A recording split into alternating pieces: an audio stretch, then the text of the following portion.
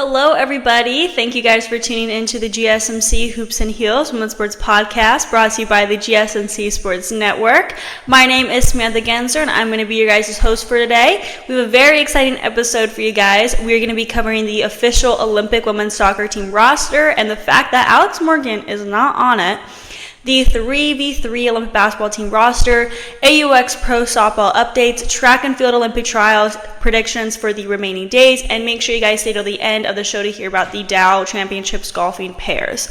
Before we begin, I wanted to ask you guys to like and follow the show, and to become a part of our show to tip and donate using the link gsmcpodcast.net. Also, we do get a lot of questions from viewers that come in during the show, so to ensure that your questions get read on the air, I ask that you use the link gsmcpodcast.net. This puts your questions at the top of the list so that I see them, and of course, it really helps the show. Again, the link is gsmcpodcast.net. Now, let's get started. I hope you guys enjoy today's content. Okay, so we're starting today's show by talking about the U.S. Olympic Women's National Team, or USWNT. Coach Emma Hayes has finally named the 18-player roster plus 4 alternates for the Paris Olympics. In previous videos, I gave my predictions. I gave my predictions last week. More of also just who I would like to see on the team. Not much predictions, but also just like, this is how I would make the roster if I could. So I recommend checking that out. But she has named the 18-player roster, and just 8 of the players on that roster were on the USA's roster for the 2020 Tokyo Olympics, and they are making a return this summer, while 10 players who were members of the USA's 2023 FIFA Women's World Cup team were named to the final roster for Paris. The USWNT has won a medal in all but one of the 7 Olympics that have featured women's soccer, including 4 gold medals. The Americans won 3 straight gold medals in 2004, 2008, and 2012. I said 2012 weird. 2012. They earned the bronze medal at the Tokyo Games last Olympics 2020. The USWNT's Olympic roster will have 2 games together before departing for France, July 13th against Mexico and July 16th against Costa Rica. The U.S. Women Open Olympic play on July 25th against Zambia, followed by group matches against Germany and Australia. In this segment, we're going to break down the roster, but first, we need to talk about the most shocking thing on this roster, Alex Morgan. Alex Morgan was left off the roster, so this is the first major tournament the U.S. has been without the star forward since 2008 Olympics. That's insane. Morgan's 224 caps and 123 goals are each of the most among active U.S. players and ranked 9th and 5th respectively in program history. Morgan is a 3-time Olympian and helped the U.S. capture gold in 2012 in London. Morgan reacted to the exclusion Wednesday post on social media. Today I'm disappointed about not having the opportunity to represent our country on the Olympic stage. This will always be a tournament that is close to my heart, and I take immense pride anytime I put on the crest. In less than a month, I look forward to supporting this team and cheering them on alongside the rest of our country. So the Americans are looking back to bounce back from their worst finish in a major tournament after exiting the 2023 World Cup in the round of 16. I am more than shocked to not see Alex Morgan on the roster. Morgan, who, along with recently retired Megan Rapinoe, has been one of the leading faces of U.S. women's soccer for the past decade or more. She's the USWNT's all-time leading active goal scorer and 65th on the all-time list. She helped lead the team's high-profile and ultimately successful fight for equal pay. Morgan is a superstar striker who's more than proven herself over the years, and her experience and leadership serve as an asset to any team. But she's had a slow start to her NWSL season. I can't not mention that. She missed more than a month with the San Diego Wave after she injured her left ankle on April 19th. Though she has returned, she scored for the USWNT against Argentina on February 23rd. It was her first goal in a year for the national team. Morgan was held scoreless at last year's World Cup, which ended in disappointment for USWNT with a penalty shot loss to Sweden in the round of 16, like I said earlier. It was the USWNT's early World Cup exit ever, so yes, she has had her issues, but I think it's ridiculous that she's not on the team. Plus, her leadership is something that goes beyond scoring goals. She could have been a mentor to younger players, someone who steadies the ship when the going gets tough. Sure, the decision makers might have had their reasons, maybe focusing on bringing in new blood or other tactical stuff and just based on her past performances, but Alex Morgan is still nailing it at the club level, showing off she's just as sharp and fit as ever. It's not just about what she brings on the field, it's also her presence in the locker room, her ability to inspire confidence in her teammates. Schema on Morgan isn't just about missing out on a top scorer, it's about missing out on a leader who embodies the resilience and spirit of the team. As the Olympics gear up, this choice is bound to stir up plenty of debates among fans and experts. It's a decision that might just come back to haunt the team when they're facing those nail-biting moments where Morgan's experience could have made all the difference, especially goal scoring.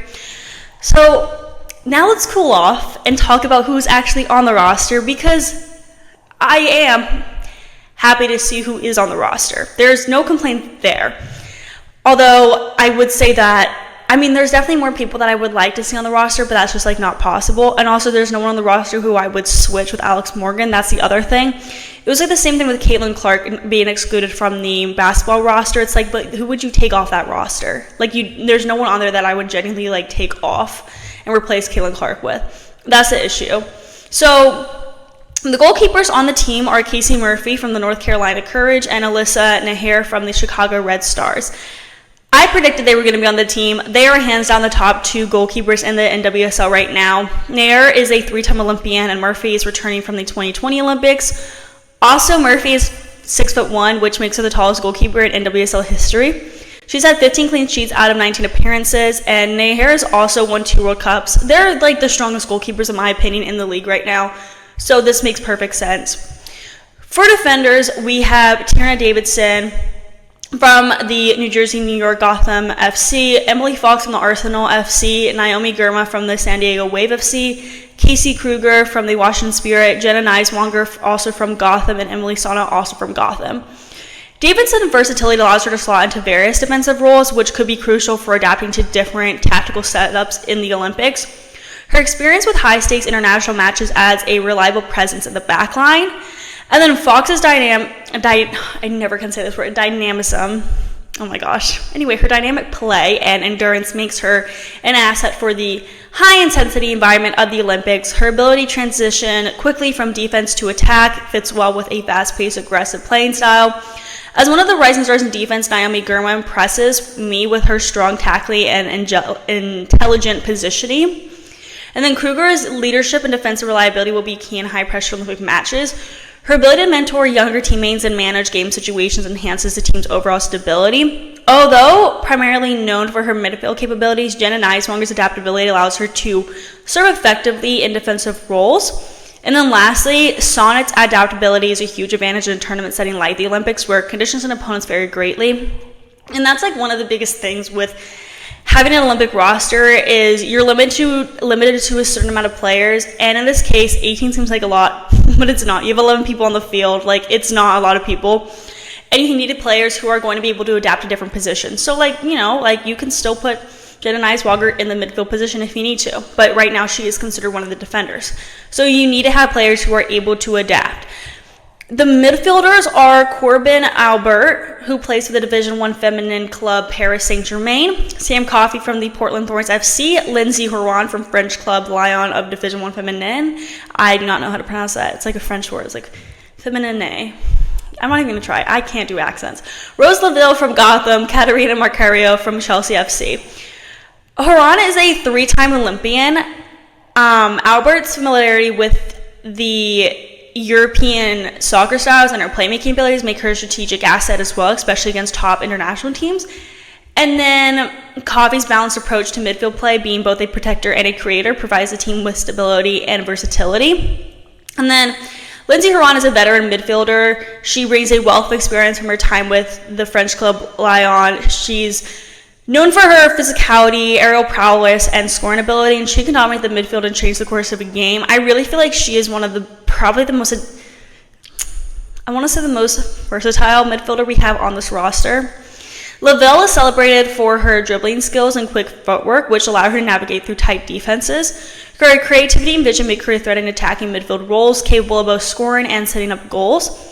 And lastly, Macario's international experience and offensive capabilities can elevate the team's attacking options. Her adaptability and technical skills will be a key factor in adapting to the varied styles of play faced in the Olympics. So here are the forwards. This would be where Alex Morgan sits. It is Crystal Dunn from Gotham, Trinity Rodman from the Spirit, Jaden Shaw from the San Diego Wave, Sophia Smith from the Thorns, and Mallory Swanson from the Red Stars.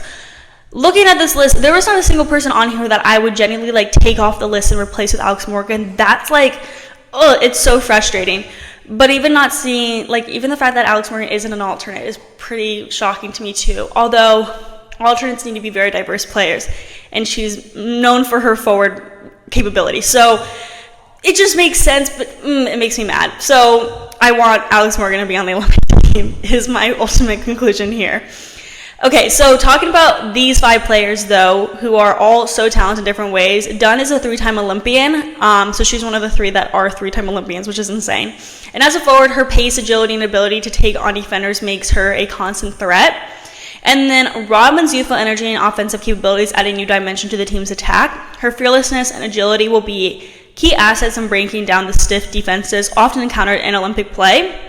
Jaden Shaw is emerging as a formidable talent with her excellent dribbling skills and keen eye for goals. Known for her creativity and ability to find space, Shaw can change the dynamics of a game with her sharp movements and smart positioning. And then Sophia Smith is celebrated for her rapid pace and clinical finishing. A natural striker, Smith's ability to exploit gaps in defense and her relentless pursuit of the goal make her a constant menace to opposing teams. Lastly, Swanson's experience and knack for being in the right place at the right time bolster the team's offensive strength. Her adaptability to underscore the game will help in executing complex tactical plans against diverse international opponents. I'm excited to see how Hazer's going to use all these strikers or forwards. That's also another theme for the position. I'm excited to see how Hayes is going to be using all these forwards because they all have different talents and they're all so goal hungry. So it's going to be interesting.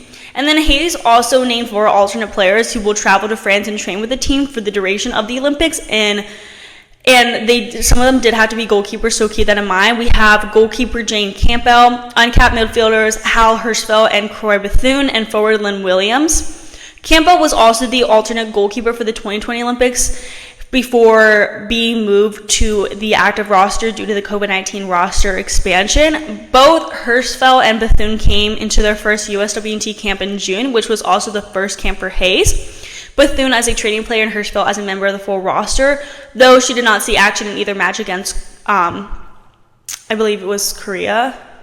Yeah, I'm pretty sure. But that match, one of the earlier ones. And then Williams was a member of the USA's 2020 Olympic team and 2023 FIFA Women's World Cup team. She's by far the most experienced alternate with 63 caps and 18 career goals. Williams, the all-time leading scorer in the NWSL, scored in the 2020 Olympic quarterfinals against the Netherlands. I am kind of shocked to not see that she isn't on the team, but she's an alternate. I mean, at least she'll be an alternate, But it's definitely interesting, Emma Hayes' decisions with all this. It seems like she really wanted newer blood out on this field. That's what it seems like she was trying to do. And she did say for us to be patient. So we have to consider that. Okay, so I want to end this segment with a quote from Emma Hayes. She said, "Making an Olympic roster is a huge privilege and an honor, and there is no denying that it was an extremely competitive process among the players and that there were difficult choices, especially considering how hard everyone has worked over the past 10 months. Choosing an 18-player roster plus alternates involved many considerations, but I'm excited for the group we have selected, and I'm looking forward to building on the work from last camp as we head into the send-off matches and then on to France. These are great opportunities for us to continue to show the progress we are making." Okay, so we are now going to move on to the next segment where we talk about the 3v3 Olympic basketball team roster for the U.S. and Cameron Brink's replacement. Before we get into that, we're going to be taking a very short break, so I will see you guys very soon.